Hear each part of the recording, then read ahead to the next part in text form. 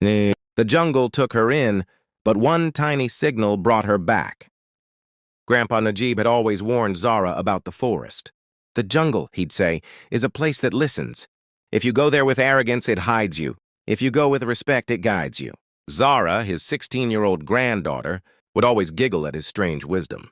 She was visiting him from the city during summer vacation, and her curious mind was fascinated by the wild hills that surrounded his remote village. No Wi-Fi, no roads, just thick trees, winding trails, and Grandpa's ancient stories. "Can I go hiking tomorrow, Grandpa?" she asked one evening. He raised an eyebrow.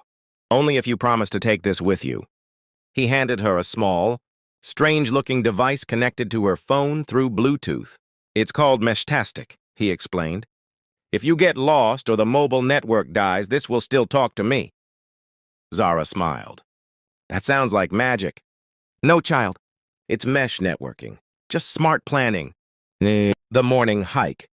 The next day, just after sunrise, Zara packed her bag with water, snacks, a small notebook, and the Meshtastic device. Grandpa Najib helped her mark a safe trail on a paper map. "Back before noon," he reminded. She nodded and set off, her steps light, her heart full of adventure. The forest welcomed her with chirping birds and rustling leaves. Tall trees cast long shadows over the narrow path, and rays of sun danced between the branches. Zara walked for nearly an hour, stopping often to take photos, sketch a wildflower, or just breathe in the quiet. She felt free, far from the noise of school, social media, and city stress. But then, she took a wrong turn. A narrow trail hidden behind thick bushes caught her eye. Curious, she followed it, thinking it would loop back around. It didn't. Lost. Half an hour later, the path disappeared.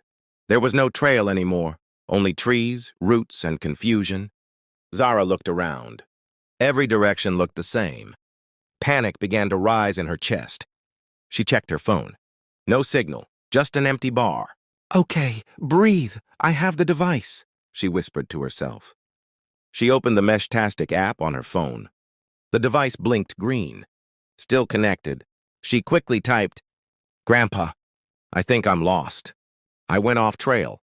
I'm okay, but can't find the path back." Back in the village, Grandpa Najib sat in his wooden chair, sipping tea, watching the hills.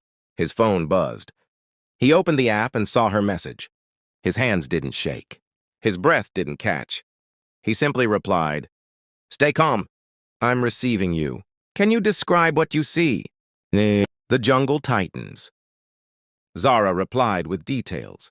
A rock shaped like a horn, a tree with white bark, the faint sound of water nearby. Grandpa cross-referenced her clues with his old forest maps. "She's near the northern creek," he whispered. He strapped his own Meshtastic device to his belt, carried a whistle, and started walking into the forest, with nothing but instinct, his map, and decades of experience. Meanwhile, Zara waited. The jungle was changing. The sunlight dimmed. The birds went quiet. Even the wind seemed to hold its breath. She was scared, not of animals, but of the loneliness. The silence felt heavy. She typed again, "I hear footsteps." "Is it you?" No reply. Her heart raced. She looked around. Nothing but trees. Then, a beep on the Meshtastic app. "It's not me. Stay still. Hide if you hear anything. I'm 20 minutes away. Send your exact GPS if it works." She tried. The GPS was weak, but it sent a rough location. The mesh network carried it, node to node, through the forest. Rescue. Grandpa moved like the wind, dodging roots, ducking branches, reading signs the forest left behind, bent leaves, broken twigs, Zara's footprints. He used his Meshtastic device to keep updating. "I'm close. Can you whistle?" Zara, shaking, pulled out a tiny whistle from her bag.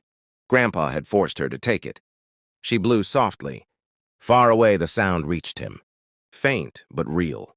He changed direction. Minutes later, he saw her, sitting under a tree, hugging her knees, eyes wide with relief. "Grandpa!" she cried, running into his arms. "You kept your head. You used the device. You listened," he whispered, holding her tight. Home. They returned to the village just as the sun dipped below the hills. Zara didn't say much that night. She just sat beside Grandpa watching the stars. "You know," she finally said, "this little device saved me." Grandpa smiled. Technology is a tool, but wisdom is knowing when to use it. The aftermath. News of the incident spread. Other villagers asked about the device. "Can it help us during landslides, floods?" "Yes." "Even when the tower goes down?" "Yes." Within weeks, Grandpa helped set up a Meshtastic network across 3 villages. Kids learned how to use it. Elders kept them charged. Young people mapped safe zones. Zara went back to the city, but not the same girl. She started a tech club at her school, taught others about mesh networks, emergency tools, and the power of being prepared. Her final presentation ended with these words: "The jungle swallowed me, but a whisper of signal, carried by trust and tech, brought me home." Moral of the story. In nature, even the smallest tools can become lifelines.